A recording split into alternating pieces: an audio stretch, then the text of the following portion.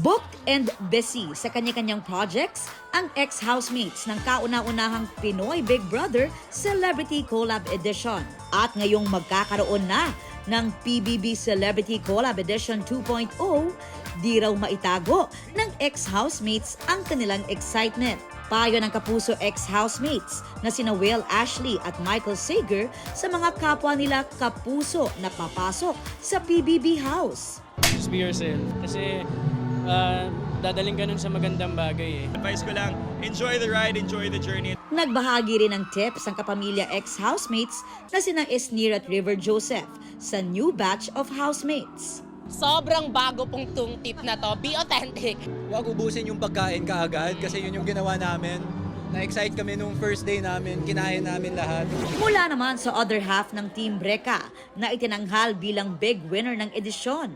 Payo ni Mika Salamanca, i-enjoy lang ang bawat saglit habang nasa loob ng bahay ni Kuya.